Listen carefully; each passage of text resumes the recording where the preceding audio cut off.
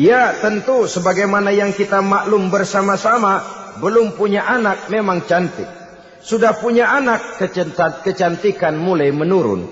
Punya anak 2, kulit mulai mengkerut. Punya anak 3, onderdil mulai dol. Punya anak 4, apalagi tidak pandai merawat diri, persis dompet tanggung bulan. Kalau rumah tangga didasarkan kepada rupa yang cantik saja, cinta akan bisa berpindah, paling tidak akan berkurang nilainya. Sebab itu Allah tidak hanya menyediakan mawaddah, warahmah. Dijadikannya di hatimu itu tidak cuma sekedar cinta, tapi juga kasih sayang.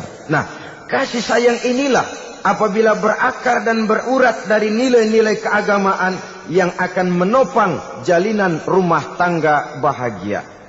Mengukuhkan usaha untuk mencapai mardhatillah atau keridhaan daripada Allah Subhanahu wa taala. Dengan demikian, berumah tangga bukan tujuan. Ini kalau kita lihat dari segi agama. Berumah tangga cuma alat untuk mencapai mardhatillah, keridhaan daripada Allah.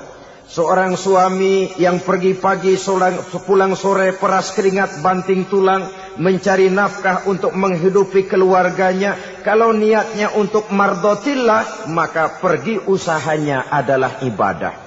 Sementara si suami pergi berusaha, istri di rumah mendoakan suaminya, itu juga merupakan bagian daripada ibadah. Marilah kita biasakan membina satu rumah tangga untuk mencapai keridhaan daripada Allah Subhanahu wa taala. Ini motif dasarnya. Karena itu Rasul Anas bin Malik pernah bercerita, bertahun-tahun saya membantu di rumah tangga Rasul. Selama tahun-tahun yang panjang saya membantu di rumah tangga beliau itu, kata Anas bin Malik, belum pernah kok saya mendengar kata-kata kasar, keras, membentak-bentak. Belum pernah saya melihat ada piring terbang, sandal melayang, ada penggorengan nitir di atas. Belum pernah, padahal tahun-tahun yang panjang sudah saya lalui. Itu rumah tangga Rasul. Istrinya lebih dari 1, tapi tenang, ayem, adem. Walaupun gosip selalu ada. Ini loh ya, namanya hidup berumah tangga. Jangankan rumah tangga kita manusia biasa, rumah tangga Rasul pun tidak luput dari gosip yang kita kenal dengan hadisul ifki itu. Itu sampai tercatat dalam sejarah. Tetapi yang jelas dengan istri yang lebih dari 1, rumah tangganya tenang, tentram, adem. Kita di rumah tangga istri 1, seminggu 7 hari, berantemnya 6 hari. Cuma 1 hari gencatan senjata. Saudara hadirin yang saya muliakan, kalau tujuan rumah tangga adalah mardhatillah, apa ciri dari suami istri yang menegakkan rumah tangga untuk mencapai ridho Allah itu? Pertama, sepasang suami istri yang membina rumah tangga semata-mata untuk mencapai keridhaan Allah, cirinya yang pertama, bersyukur apabila beroleh nikmat. Ini ciri yang pertama. Bersyukur kepada Allah. Kepada sesama berterima kasih. Suami berterima kasih kepada istri, bertahun-tahun didampingi hidupnya, dicucinya pakaiannya, dimasaknya makanannya. Tidak istri mengeluh walau hidup lebih banyak kurangnya daripada cukupnya. Suami pandai berterima kasih kepada istrinya. Sementara istri pun bisa berterima kasih kepada suaminya. Bertahun-tahun suami peras keringat, banting tulang mencari nafkah, menjadi palang dada terdepan apabila ada masalah-masalah yang besar. Kedua-duanya lalu punya timbangan. Nah inilah ya, saya pesan kepada suami, kepada para suami, kepada para istri, supaya di rumah ada timbangan. Perlunya apa? Kalau pada satu saat istri kita salah, suami cepat-cepat ambil timbangan. Lalu ditimbang, mana yang lebih berat, salahnya atau dosanya.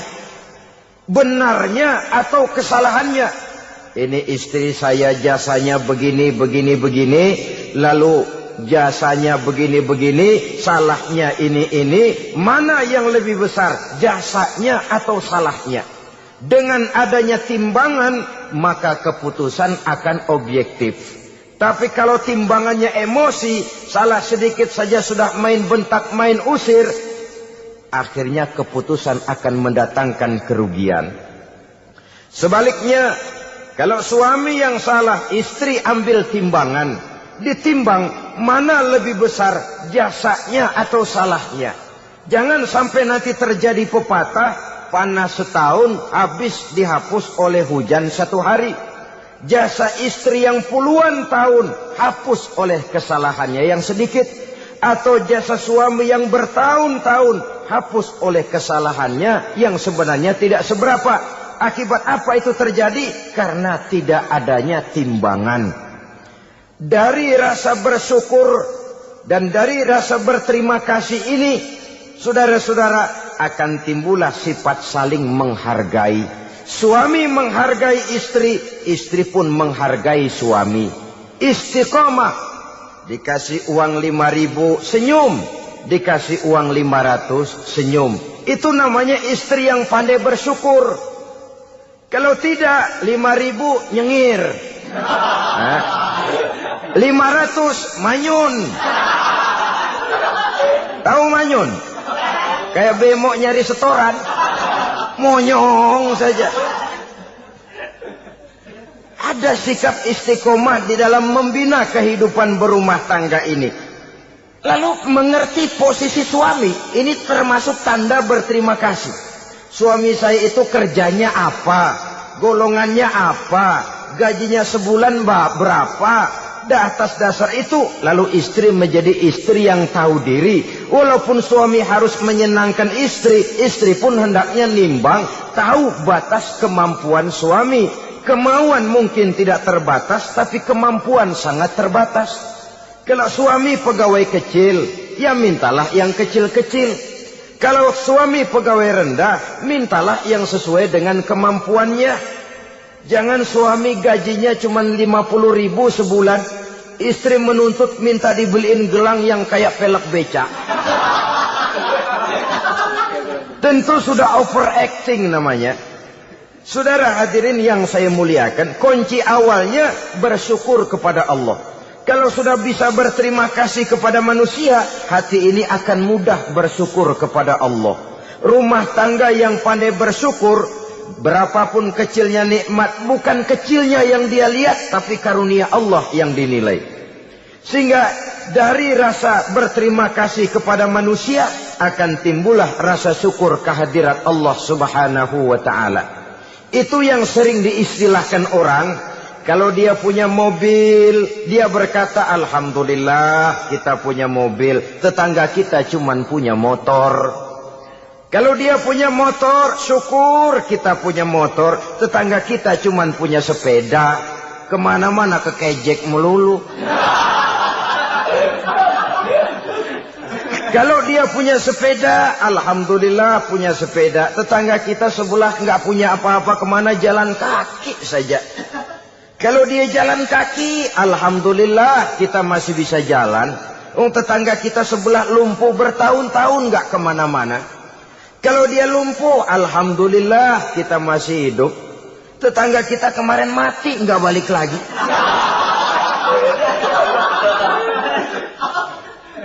Lalu akan timbul rasa syukur. Tapi kalau sudah lumpuh ngelihat yang bisa jalan ngelihat yang naik sepeda, yang punya sepeda lihat yang punya motor lihat yang punya mobil lihat yang punya pesawat. Kapanlah kita ini pandai bersyukur? Sebab kesenangan seperti pelangi, tidak pernah di atas kepala kita, selalu kelihatannya di atas kepala orang lain. Sehingga kalau ngobrol orang sering bilang, lu sih enak lo gue lihat. Gue keblangsak amat nih ya. Setiap orang ngomong kepada kita begitu nadanya.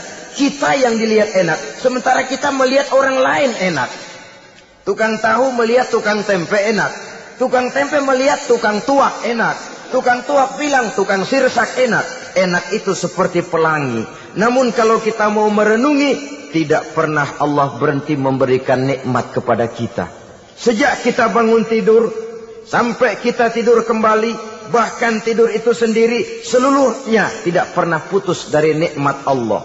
Bahagia ada di gubuk reot, bahagia ada di rumah mewah, bahagia ada di hati kopral, bahagia ada di hati jenderal, di gunung dan di kota, di hutan belantara dan di desa, di keheningan malam atau di keramaian siang. Kalau kita mau mencari, bahagia selalu ada.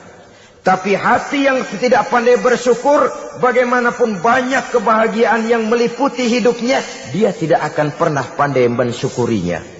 Maka berterima kasihlah kepada istri, berterima kasihlah kepada suami, bersyukurlah kehadirat Allah Subhanahu wa ta'ala. Saya sering mengatakan, ibu-ibu walaupun suaminya itu jelek, mukanya rebek, matanya belek, hidungnya pesek, potongannya brengsek, kalau memang merupakan suami, tepuklah dada, suamiku adalah Arjunaku. Asik. Sebaliknya, seorang suami bagaimanapun kondisi istrinya, kalau itu memang jodohnya, beranilah berkata, istriku adalah Romeoku. Sorry ya, istriku adalah Julietku, atau istriku adalah Sri Kandiku. Biarin pengkor ya pengkor, gak ada urusan. Mensyukuri. Kalau tidak mensyukuri, yang timbul lalu sesalan. Kalau sudah sesalan, mudah umpat mengumpat, caci mencaci dalam rumah tangga, lalu terjadilah kegaduhan. Ketenangan sulit kalau sudah tidak ada unsur saling menghargai itu. Lebih celaka lagi kalau sudah mengarah kepada penyesalan. Kata istrinya, bang, gue nyesel kawin sama lu. Suami digituin, mungkin gede kepalanya. Kalau lu nyesel, apalagi gua, makin nyesel. Iya, coba pikir bertahun-tahun kita berumah tangga, memangnya abang bisa beliin apa sama saya? Itu juga gerobok kalau nggak ngeridit, bang. Kalau nggak ngeridit, memangnya kamu bayar kreditan pakai daun pisang? Saudara hadirin yang saya hormati, ini saya tekankan kepada ibu-ibu karena penyakit perempuan umumnya. Pernah Rasul itu pulang Isra Mi'raj cerita, saya pulang Isra Mi'raj diperlihatkan neraka. Neraka ya Rasul? Lalu bagaimana? Saya lihat kok isinya kebanyakan perempuan. Perempuan. Laki juga tidak sedikit. Cuma kebanyakan kok perempuan. Apa perempuan tidak sholat ya Rasul? Sholat. Tidak puasa? Puasa. Tidak ngaji? Rajinan dia sama suaminya. Tapi kenapa lebih banyak di sana? Rasul berkata, hunna yakfurnal asir. Penyakit umum dari perempuan tidak pandai berterima kasih kepada suaminya. Ini rupanya penyakit umum dari tahun atu. Saudara hadirin yang saya muliakan, jadi rumah tangga yang didirikan atas dasar mencapai ridho Allah, maka kelihatan dari pasangan suami istri menjadi orang yang pandai bersyukur terhadap nikmat. Bukankah dalam surah Ibrahim ayat 7 Allah berjanji, la in syakartum la azidannakum wa la in kafartum inna azabi lasyadid. Kalau kamu pandai bersyukur, aku tambah nikmatku. Kalau kamu ingkar, tidak mau bersyukur, azabku itu hebat dan pedih. Rumah tangga yang suami istrinya tidak bersyukur, disiksa oleh perasaannya sendiri. Tetangganya dapat nikmat, dia yang meriang. Tetangganya dapat kesenangan, dia yang sakit hati. Dia tidak melihat nikmat yang diberikan kepadanya. Nikmat yang orang lain punya aja yang diincar. Nikmat orang lain aja dihitung-hitung. Tangga kita, si Ano, baru habis beli Ano. Yang sebelah belilir habis beli kukusan. Cuma sekedar kukusan saja. Orang lain beli apa-apa jadi bahan diskusi di rumahnya. Orang lain saja yang diusut. Timbul dendam kesumatnya, timbul hasutnya. Dia tidak bersyukur dengan nikmat yang ada dalam rumah tangganya. Isi rumah tangga semacam itu disiksa oleh perasaan hasutnya sendiri. Jauh dari kebahagiaan, kering hatinya, miskin jiwanya, merana batinnya. Kalau sudah ke sana, jauhlah rumah tangga dari pantulan sinar kebahagiaan. Saudara-saudara, kita lihat rumah tangga Rasul. Dari rumah yang kecil, dari tempat tidur yang syaratnya kain kasar, separuh jadi selimut lagi. Keluar ucapan baiti jannati. Kenapa? Beliau orang yang pandai bersyukur kepada Allah, bisa berterima kasih kepada istri-istrinya, dan istrinya pun pandai berterima kasih kepada Rasul dan bersyukur kehadirat Allah Subhanahu wa taala. Maka nikmat lalu bertambah. Makin kita syukuri nikmat, makin tambah itu. La azidannakum, janji Allah, pasti aku tambah nikmatku kepadamu jikalau kamu pandai mensyukurinya. Tapi kalau kamu ingkar, tidak pandai bersyukur, awas, nikmat bisa berubah menjadi azab kalau kita tidak pandai-pandai mensyukurinya. Jadi cirinya yang pertama, rumah tangga bahagia itu apabila suami istri pandai bersyukur terhadap nikmat yang diberikan oleh Allah Subhanahu wa taala. Satu. Cirinya yang kedua, rumah tangga yang berdasarkan untuk mardhatillah, mencapai keridhaan Allah, sabar apabila mendapat cobaan. Namanya orang berumah tangga itu persis berlayar di lautan. Suami istri adalah dua orang yang memegang kemudi. Kalau berlayar ombak tenang, angin bertiup sepoi-sepoi basah, lalu bila malam datang bulan bersinar, bintang gemintang gemerlapan, berlayar memang nikmat. Tapi satu saat angin puting beliung bertiup, gelombang menggunung, halilintar menyambar, kemudian petir berkilat. Kalau pada saat itu suami mau ngalor, istri mau ngidul, alamat perahu patah di tengah jalan, kandas di lautan sebelum sampai ke pantai yang akan ditujunya. Oleh karenanya perlu kekompakan. Maka sejak awal seharusnya dalam akan membina rumah tangga yang bahagia, itu lebih baik bicara yang pahit-pahit saja, supaya terjadi kesamaan langkah apabila menghadapi kesulitan dan cobaan. Sabar apabila mendapat cobaan. Rumah tangga seperti kapal di lautan tadi tidak akan sunyi dari hantaman gelombang, tidak akan sepi dari tiupan angin topan, dari kilatan petir, dari sambaran halilintar. Baik suami, baik istri harus sabar menghadapi kesulitan. Kadang kesulitan dari segi ekonomi, kadang kesulitan dari segi mengarahkan dan mendidik anak-anak, kadang kesulitan karena banyak orang yang hasut dengan kita, kadang kesulitan berbagai macamlah yang menyebabkan kesulitan. Rumah tangga yang bertujuan mencapai ridho Allah, sabar menghadapi segala macam kesulitan. Saudara-saudara kaum muslimin rahimakumullah, kesulitan adalah bagian daripada perjalanan hidup. Siapa orangnya yang tidak pernah menemukan kesulitan dalam kehidupan? Rasanya hampir tidak ada. Dan memang kesulitan bukan untuk ditakuti. Kesulitan justru untuk diatasi, dicarikan jalan keluarnya. Begitulah suami istri yang bertujuan mencari ridho Allah. Manakala suami berada dalam kesulitan, istri mencarikan jalan keluar atau berusaha memberikan jalan keluar. Sebaliknya, manakala istri dalam kesulitan, suami bisa mencarikan jalan keluarnya. Sabar dalam menghadapi segala macam kesulitan. Dalam surah Luqman ayat 17, Allah Subhanahu wa taala berfirman, "Wasbir 'ala ma asabak. Inna dzalika min azmil umur." Dan bersabarlah terhadap apapun yang menimpa kamu. Bersabarlah terhadap segala kesulitan yang kamu hadapi, karena sesungguhnya yang demikian itu merupakan sebagian dari perkara-perkara yang telah ditetapkan oleh Allah Subhanahu wa taala.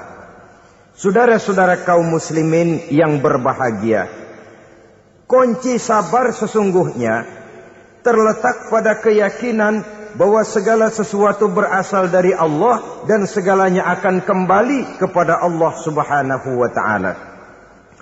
Rumah tangga yang sabar di dalam menghadapi kesulitan-kesulitan biasanya akan lebih mudah mencari jalan keluar.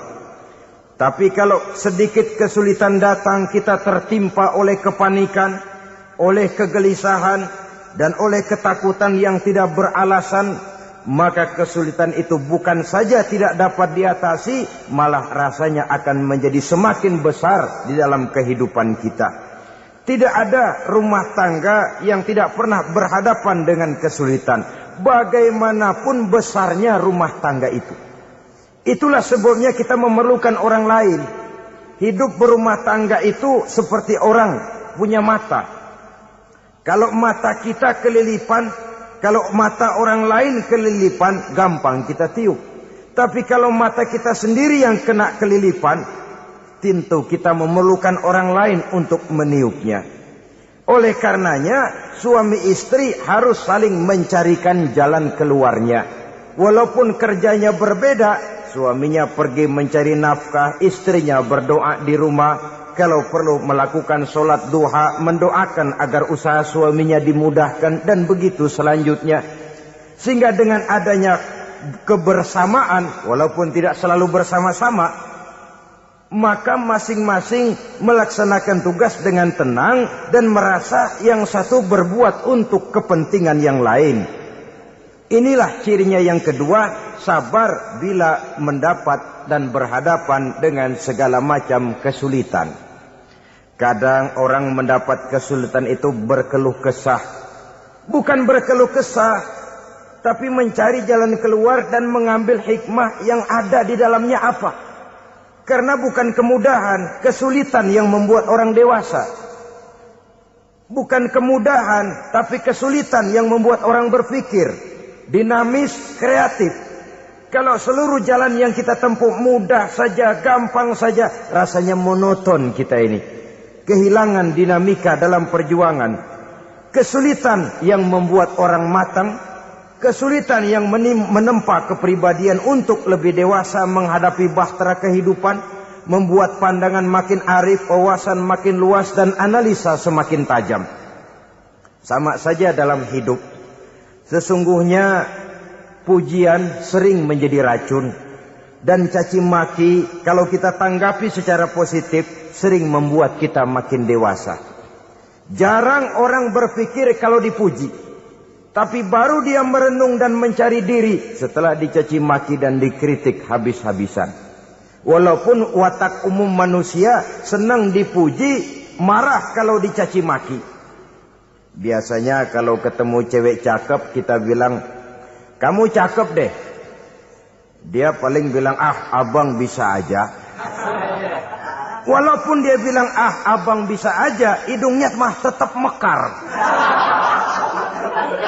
Senang kalau dipuji, itu kecenderungan manusia.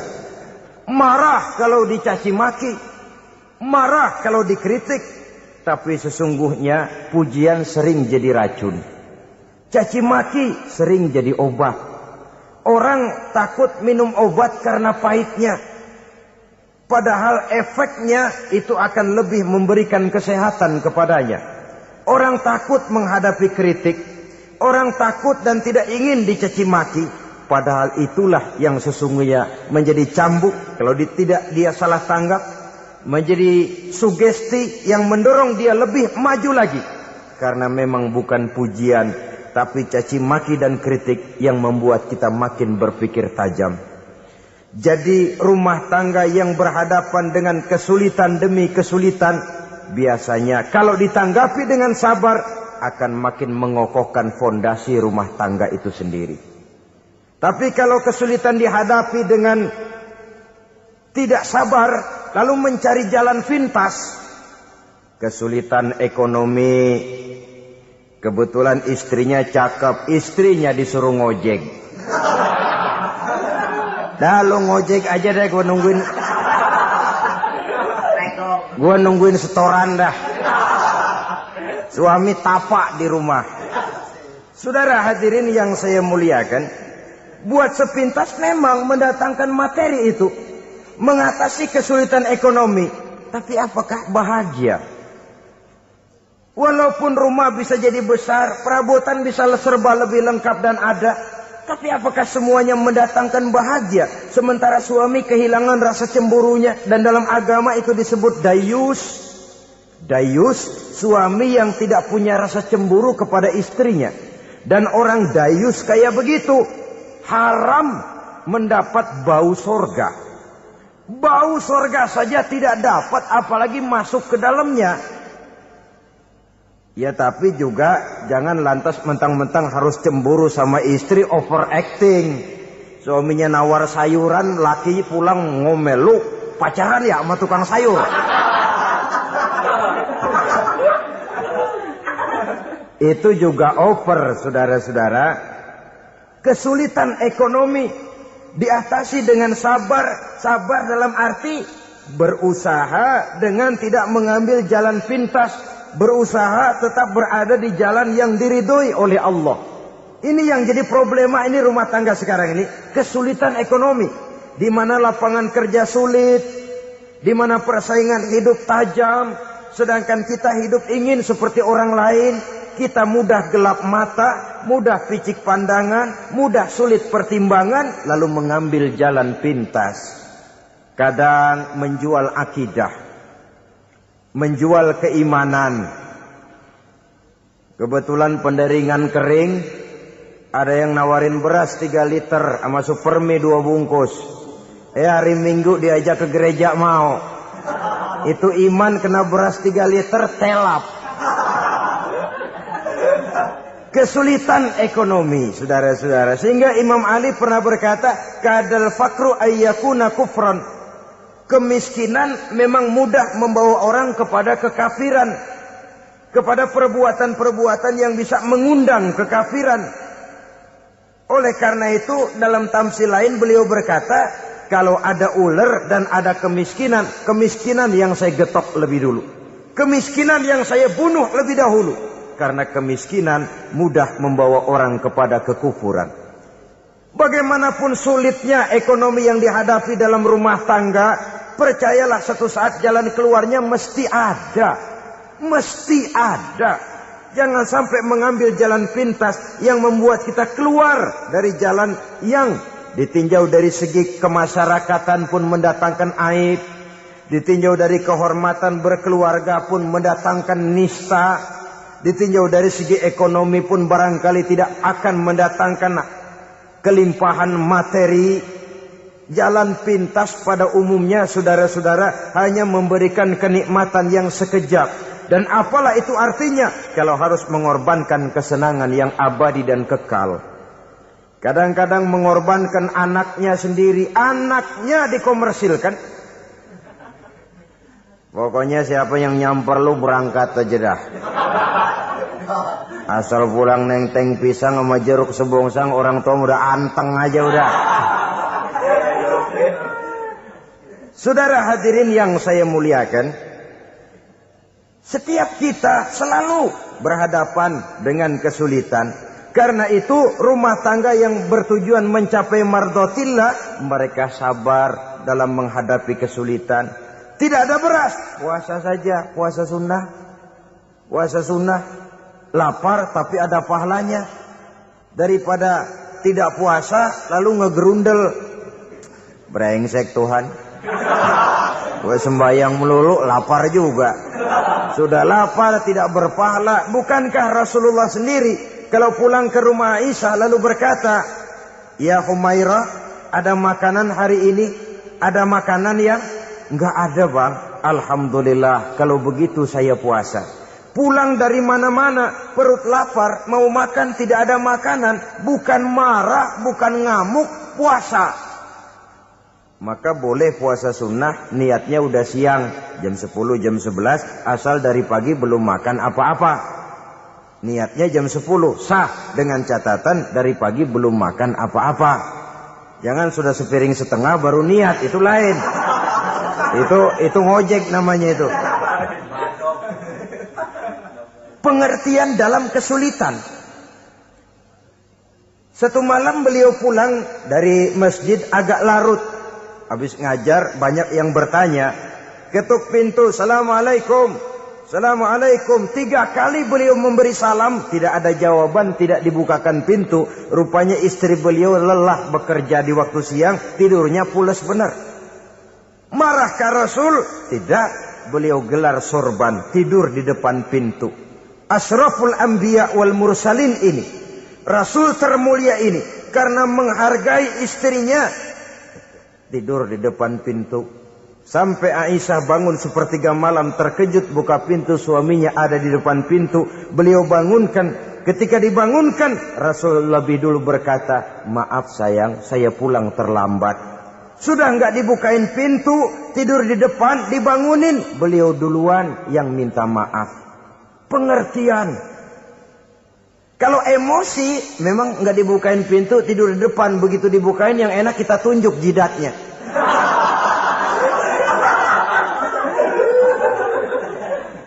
Saudara hadirin yang saya muliakan, kesulitan di dalam kehidupan merupakan bagian daripada kehidupan. Bukan untuk ditakuti, tapi untuk diatasi. Bukan untuk dihindarkan, tapi dicarikan jalan keluarnya. Hadapilah kesulitan dengan baik sangka kepada Allah, dengan lapang dada, dan dengan tetap bersabar menghadapinya. Kenapa? Karena tujuan kita mendirikan rumah tangga, mencapai ridho Allah. Kalau anak kita perjualbelikan, kalau istri kita komersilkan, kalau akidah kita jual untuk mempertahankan rumah tangga, bukankah makin jauh saja rumah tangga itu dari ridho Allah? Ini tujuan utamanya. Yang ketiga, rumah tangga yang bertujuan mardotillah itu, suami istri yang merupakan fondasi di rumah tangga, suami sebagai pemimpin, istri sebagai pembina, selalu musyawarah dalam menyelesaikan persoalan. Walaupun istri ditakdirkan sebagai pemimpin dan suami sebagai pemimpin dan istri yang dipimpin, tapi agama menganjurkan musyawarah. Jangan mentang-mentang istri nyari duit, suami nyari duit, lalu menteleng. Segalanya mau diktator, segalanya mau sendiri. Rumah tangga yang bertujuan mencapai ridho Allah selalu didirikan atas dasar musyawarah. Sehingga apabila sesuatu itu dihasilkan dari suasana musyawarah, tidak akan melahirkan penyesalan di belakang hari. Kalau tidak berjalan menurut seleranya masing-masing, belakangan timbul penyesalan, akhirnya main salah menyalahkan. Kalau sudah saling salah menyalahkan, itu artinya sudah saling mengungkit kekurangan masing-masing. Akibatnya tidak ada lagi saling menghargai. Jadi dengan demikian musyawarah di dalam menyelesaikan persoalan. Menghadapi kesulitan ekonomi, musyawarah. Menghadapi kenakalan anak, musyawarah. Akan membeli ini dan itu, sebaiknya juga musyawarah. Kalau merupakan hasil musyawarah, maka saudara-saudara hasilnya pun akan dihadapi oleh bersama. Enak rasakan bersama, tidak enak rasakan bersama. Kenapa? Tadinya musyawarahnya bersama-sama juga. Lah kalau hasil sendirian, giliran enak mungkin yang satu mau ikut, giliran tidak enak yang satu nuding. Gua kata juga apa? Kan begitu akibatnya kalau tidak berdasarkan musyawarah lebih dahulu. Maka insya Allah hasil musyawarah ini setidaknya tidak akan mendatangkan sesalan di belakang hari nantinya. Saudara-saudara kaum muslimin rahimakumullah. Ciri yang keempat, sepasang suami istri yang bertujuan mencapai ridho Allah dalam upaya mencapai rumah tangga bahagia itu tawakal apabila mempunyai rencana. Tawakal berserah diri kepada Allah. Bukan berserah diri dalam artian mutlak yang mengarah kepada fatalism atau predestination. Kita sering mengartikan tawakal secara salah. Belum apa-apa sudah menyerahkan diri kepada Allah. Emang semuanya terjadi menurut maunya Allah dah. Gak usah ngapa-ngapain, bagaimana Tuhan aja dah. Lapar juga nggak usah makan, kalau takdirnya kenyang pan kenyang. Ya udah lapar terus kita. Makan dulu perkara nanti kenyang apa tidak, itu baru tawakal. Kalau sakit ke dokter, soal sembuh atau tidak, baru tawakal. Artinya usaha itu ada. Setelah suami berusaha, istri berusaha, selebihnya tawakal. Apa perlunya tawakal? Apabila berhasil tidak lupa daratan, apabila berhasil tidak lupa diri, apabila gagal tidak putus asa. Sehingga dengan demikian dari tawakal ini lahirlah pondasi yang kokoh membina rumah tangga yang bahagia dalam upaya mencapai keridhaan daripada Allah Subhanahu wa taala. Apapun yang kita laksanakan di rumah tangga, tujuan intinya tetap untuk mencapai keridhaan Allah. Beli kendaraan untuk mencapai ridho Allah. Lalu dipakai ngaji, dipakai ke masjid dan sebagainya. Beli peralatan rumah tangga untuk mencapai ridho Allah. Mendidik anak untuk mencapai ridho Allah. Membantu keluarga untuk mencapai ridho Allah. Dan begitu selanjutnya. Tawakal apabila mempunyai rencana. Kemudian cirinya yang kelima. Suami istri yang bertujuan mencapai ridho Allah selalu mempererat silaturahmi. Sebab seperti sudah saya sampaikan pada pertemuan terdahulu, dalam berumah tangga itu ada orang tua, ada mertua. Itu cuma perbedaan istilah, tapi hakikatnya adalah sama. Jangan karena perbedaan istilah lalu menyebabkan kita berbeda sikap. Kalau sudah berbeda sikap, tentu akan melahirkan perasaan yang tidak simpatik. Sebaiknya suami istri kalau sudah berumah tangga, jadikanlah orang tua tempat cerita yang enak saja. Yang tidak enak, telan berdua. Yang pahit, rasakan berdua. Kesusahan dan kesulitan, atasi berdua. Giliran enak, ngomong sama orang tua. Giliran senang, cerita sama mertua. Sekarang kan kita balik. Kalau lagi senang, duitnya banyak, anteng di rumah. Kalem aja. Tapi lalu waktu susah, waktu susah, cerita kepada orang tuanya, cerita kepada mertuanya. Lalu kapan kita mau menyenangkan orang tua? Sudahlah mereka susah mendidik kita di waktu kecil, membesarkan kita, melakukan segala macam pengorbanan. Demi setelah kita berumah tangga, kesulitan rumah tangga kita tumpahkan juga kepada mereka. Pererat silaturahmi dan usahakan agar seluruh keluarga hanya menjadi tempat kita cerita yang enak-enak saja. Istilah sehari-harinya, kalau di rumah kita makan sama sayur bayam, keluar rumah diem, malah seluitan. Tetangga tanya, lu makan kayaknya enak banget sama sih daging ayam.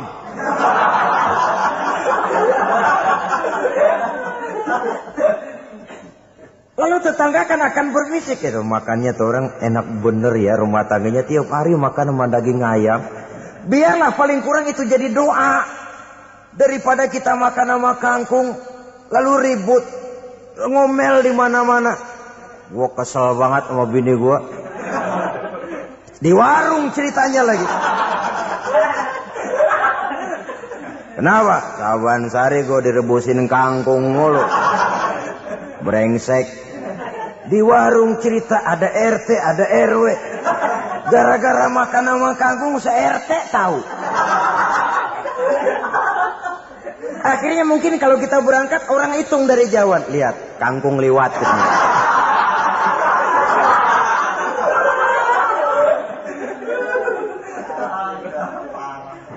Bisa menjaga yang disebut security informasi. Rahasia rumah tangga. Bahkan pernah saya berikan contoh karena ingin menghargai. Suami beliin kain batik buat istrinya. Istri tahu begitu sepintas, nih kain jelek nih. Tapi karena mau menyenangkan suaminya, dia bohong.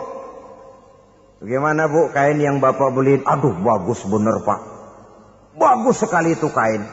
Warnanya pak emang yang model begitu tuh. Tetangga kita mana ada yang pakai kain begitu pak. Ya emang nggak ada, jelek. Menghargai. Sebab kalau waktu itu si istri jujur, yang timbul sakit hati suami. Bagaimana bu kain yang saya beliin? Goblok lo. Kain begitu dibeliin, Di pasar juga banyak 1.004. Campur odol lagi.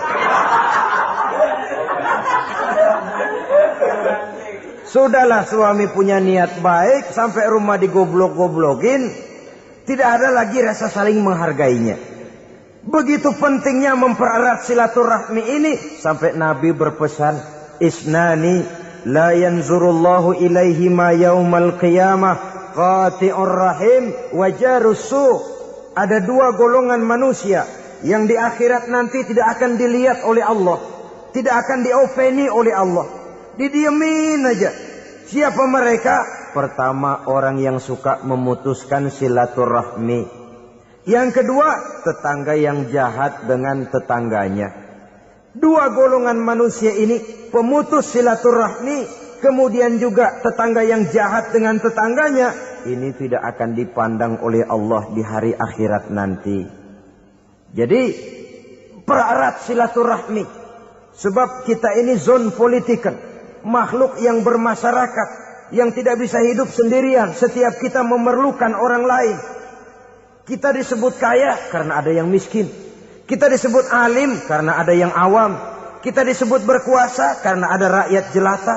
Tanpa rakyat tidak ada penguasa. Tanpa yang miskin tidak ada orang kaya. Kalau tidak ada yang jelek, siapa yang bilang cakep? Karena ngimbangi. Saudara hadirin, atas dasar ini mestinya kita selalu bersyukur dalam segala posisi. Tidak lalu salah terima kepada karunia yang diberikan Allah kepada kita. Saudara hadirin yang saya hormati, pererat silaturahmi, jadikan orang-orang tua kita tempat kita cerita yang enak-enak saja. Yang tidak enak, telan sendiri, usahakan sendiri, carikan jalan keluarnya sendiri. Setidaknya, ya diam sajalah. Kalau belum bisa membalas budi baik orang tua, setidaknya jangan menyakiti hati orang tua kita. Sudah lelah dan payah dia mengasuh kita, membesarkan kita, merawat kita. Demi setelah kita berumah tangga, seluruh kesulitan kita bawa lagi kepadanya. Karena itu buat para istri juga ini perhatian. Kalau dimarahi suami, jangan cepat-cepat pulang ke rumah orang tuanya. Nggak boleh diomelin dikit, main buntal aja. Gua pulang dah. Pulang. Sampai sana cerita habis-habisan, dikucek kejelekan suaminya. Nanti 2-3 hari balik aja lagi. Kan nggak lucu jadinya. Saudara hadirin, begitu juga suami. Mencaci maki habis istrinya, 2-3 hari baik aja lagi. Konyol. Istrinya sudah dicaci maki habis-habisan, dijeleki leluhur-leluhurnya. 2-3 hari baik lagi. Mesraan lagi. Kata bininya dalam hati, gua lu jelekin juga, lu pakai juga, payah.